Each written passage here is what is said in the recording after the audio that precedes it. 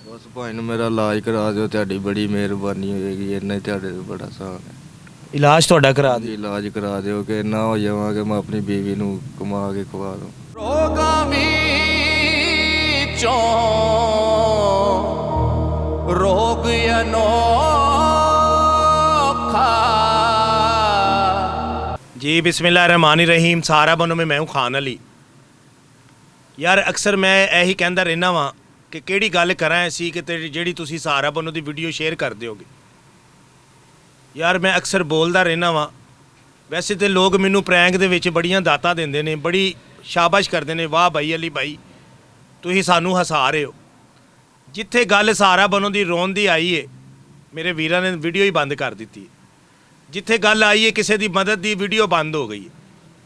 यार मैं तुहाडे कोल किसी आसे यह नहीं कहता कि तुसी मदद कर दिओ सारे लोग जिन्ने वेंदे हो। यार उहदे विचों एक बंदा ऐसा वीडियो नूं शेयर करदे करे, शायद किसी के खानदान के घर का दीवा बल जे। तुहाडे एक शेयर करन दे नाल किसी के खानदान की जिंदगी बच जे। तो एक ऐसी फैमिली है कि जिहड़ी बड़ी परेशान तो बड़ी मजबूर है।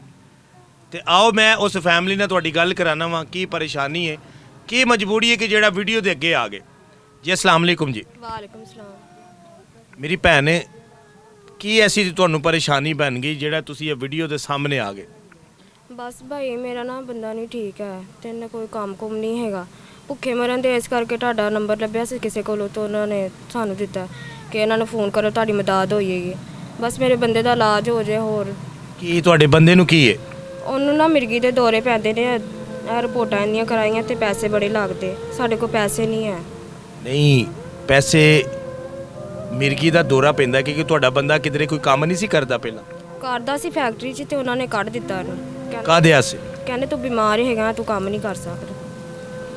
ਬਿਮਾਰ ਨੇ ਤੇ ਕੰਮ ਨਹੀਂ ਕਰ ਸਕਦੇ। ਤੇ ਤੁਸੀਂ ਹੁਣ ਆਪਣੇ ਸ਼ੌਹਰ ਦਾ ਇਲਾਜ ਕਰਵਾਉਣਾ ਹੈ? ਹਾਂਜੀ ਮਿਰਗੀ ਦਾ ਇਲਾਜ ਕਰਵਾਉਣਾ ਹੈ। ਹਾਂਜੀ ਡਾਕਟਰਾਂ ਨੇ ਕਿਹਾ ਕਿ 30-40 ਹਜ਼ਾਰ ਲੱਗ ਜਾਣਾ ਤੇ ਅਗਰ ਕੋਈ ਮਦਦ ਕਰਦੇ ਰਿਸ਼ਤੇਦਾਰਾਂ ਨੇ ਵੀ ਨਹੀਂ ਦਿੱਤੇ। ਅਸਾਂ ਡਾਕਟਰਾਂ ਨੇ ਤੁਹਾਨੂੰ 30-40 ਹਜ਼ਾਰ ਰੁਪਇਆ ਕਹਿ ਕੇ ਲੱਗਦਾ ਹੈ ਤੇ ਰਿਸ਼ਤੇਦਾਰਾਂ ਨੇ ਵੀ ਨਹੀਂ ਦਿੱਤੇ। ਨਹੀਂ ਦਿੱਤੇ।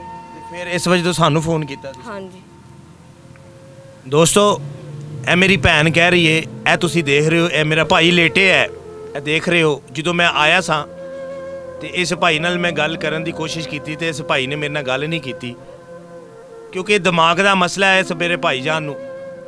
ਇਹ ਤੁਸੀਂ ਦੇਖੋ ਕਿਵੇਂ ਲੇਟੇ ਹੈ। ਤੇ ਮੇਰੀ ਭੈਣ ਨੇ ਵੀ ਦੱਸਿਆ ਕਿ ਰਿਸ਼ਤੇਦਾਰਾਂ ਕੋਲ ਵੀ 30 ਤੋਂ 40 ਹਜ਼ਾਰ ਰੁਪਈਆ ਮੰਗਿਆ, ਕਿਸੇ ਨੇ ਨਹੀਂ ਦਿੱਤੇ। ਇਹ ਦੇਖੋ, ਇਹ ਤੁਸੀਂ ਮਕਾਨ ਤੁਸੀਂ ਦੇਖ ਹੀ ਰਹੇ ਹੁੰਦੇ ਹੋ ਜਿਸ ਤਰ੍ਹਾਂ ਇਹ ਫੈਮਿਲੀ ਰਹਿ ਰਹੀ ਹੈ। ਤੇ ਯਾਰ ਇਹ ਅਗਰ ਮੇਰਾ ਭਾਈ ਕੋਈ ਮੇਰਾ ਵੀਰ ਇਸ ਵੀਡੀਓ ਨੂੰ ਦੇਖ ਰਿਹਾ ਹੈ, ਅਗਰ ਕੋਈ ਇਸ ਮੇਰੇ ਭਾਈ ਦਾ ਇਲਾਜ ਕਰਵਾ ਸਕਦਾ ਹੈ ਤੇ ਯਾਰ ਜ਼ਰੂਰ ਕਰਵਾਇਆ ਜੇ। ਕਿਸੇ ਦੀ ਜ਼ਿੰਦਗੀ ਅਗਰ ਬਚ ਸਕਦੀ ਹੈ ਚੰਦ ਪੈਸਿਆਂ ਦਾ, ਅਗਰ ਚੰਦ ਪੈਸਿਆਂ ਨਾਲ ਕਿਸੇ ਦੀ ਜ਼ਿੰਦਗੀ ਬਚ ਸਕਦੀ ਹੈ ਤੇ ਜ਼ਰੂਰ ਬਚਾਇਆ ਜੇ।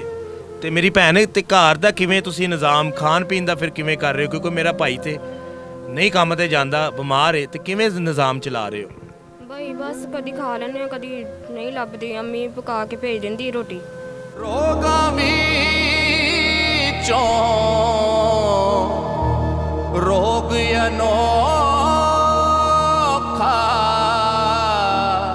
ਬਸ ਗੁਜ਼ਾਰਾ ਹੀ ਕਰਨ ਲਿਆ। ਕਿਰਾਇਆ ਵੀ ਕਿਰਾਏ ਤੇ ਲਿਆ ਸੀ ਤੇ ਉਹਨਾਂ ਨੇ ਵੀ ਇਹਦੀ ਹਾਲਤ ਵੇਖ ਕੇ ਤੇ ਉਹਨਾਂ ਨੇ ਕਿਹਾ ਚਲੋ ਅੱਲਾ ਵਾਸਤੇ ਤੁਹਾਨੂੰ ਪੈਸੇ ਛੱਡੇ, ਤੁਸੀਂ ਉਸ ਤਰ੍ਹਾਂ ਹੀ ਰਹਿ ਲਓ।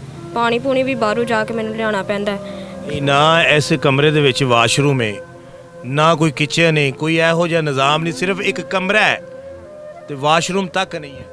ਨਹੀਂ ਹੈ ਤੇ ਪਿੱਛੇ ਵੇਲੀ ਹੈਗੀ, ਉੱਥੇ ਜਾਂਦੇ ਆ। ਮੈਂ ਆਪਣੇ ਮੀਆਂ ਨੇ ਵੀ ਉੱਥੇ ਲੈ ਕੇ ਜਾਂਦੀ ਹਾਂ। ਇਹਨਾਂ ਕੋਲ ਇਕੱਲੇ ਨਹੀਂ ਨਾ ਜਾ ਸਕਦੇ ਤੇ ਉੱਥੇ ਹੀ ਜਾਂਦੇ ਹਾਂ ਅਸੀਂ। ਫਿਰ ਪਾਣੀ ਵੀ ਉਦੋਂ ਹੀ ਲਿਆਉਣਾ ਪੈਂਦਾ।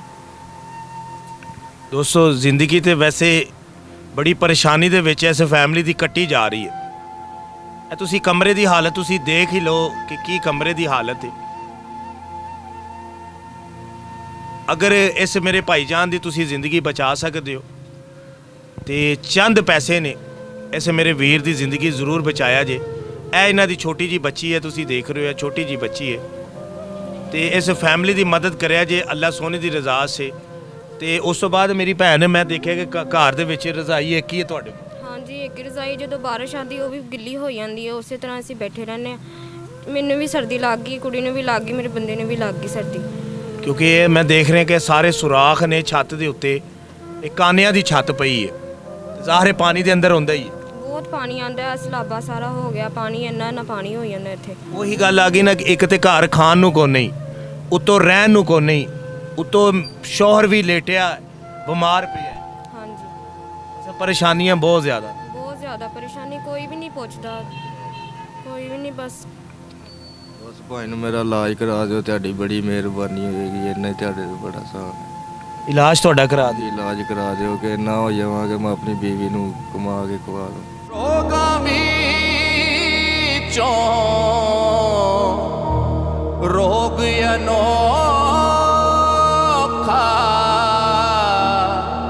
ਜਿਸ ਦਾ ਨਾਂ ਹੈ ਗਰੀਬੀ।